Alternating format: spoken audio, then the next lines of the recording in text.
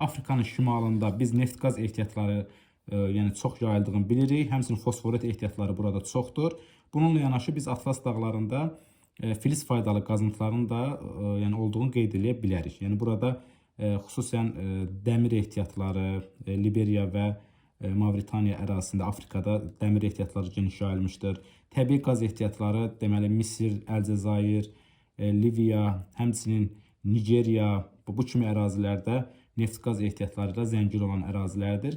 Həmçinin Cənubi Afrika Respublikası isə qızıl, almaz kimi təbii sərvətlərlə zəngindir. Afrikanın mərkəzi hissələrində isə biz bilirik ki, mis, yəni böyük mis qurşağı burada yerləşir və Zambiya, Kongo Demokratik Respublikası kimi ölkələrin ərazisində böyük mis ehtiyatlarına rast gəlmək mümkündür.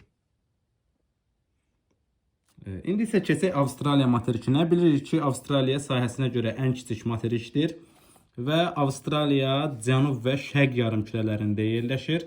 Avstraliyanın ən ucqar nöqtələrinə şimalda York, cənubda cənub-şərq burnu, şərqdə Byron, qərbdə isə Step Point burunlarını nümunə göstərə bilərik ki, bu burunların hamısı təbii ki, Avstraliyanın ərazisində yerləşir. Çünki burada bir ölkə var, Avstraliya.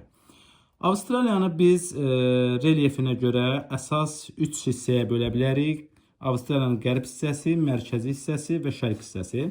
İlk öncə biz Avstraliyanın qərb hissəsinə baxsaq, Avstraliyanın qərb hissəsində yerləşən əsas relyef vahidinə biz Qərbi Avstraliya yaylasını nümunə göstərə bilərik ki, Qərbi Avstraliya yaylası qədim platforma zonasıdır və burada qalxanlar yerləşdiyi üçün çoxlu filiz faydalı qazıntılarla, xüsusən dəmir ehtiyatları ilə həddən artıq zəngin olan bir ərazidir.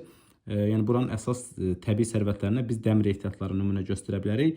Həmçinin Avstraliyanın qərb hissəsində qədim dağlar olan Hamersey dağları yerləşir. Böyük qumlu səhra, Böyük Viktoriya səhrası buranın əsas relyefini təşkil edir. Böyük qumlu və Böyük Viktoriya səhrası kimi ərazilərdə deməli çoxlu belə deyək, eol relyef formalarına rast gəlinir. Bu eol relyef formalarına biz barxanları, duyunları, qum təpələri nümunə göstərə bilərik ki, bu ərazinin ən əsas relyef vahidləridir və əlbəttə ki, bildiyimiz kimi Avstraliya dünyanın ən quru ərazisi olduğu üçün bu eol relyef formaları, yəni səhralar çox olduğu üçün eol relyef formaları da geniş yayılmışdır.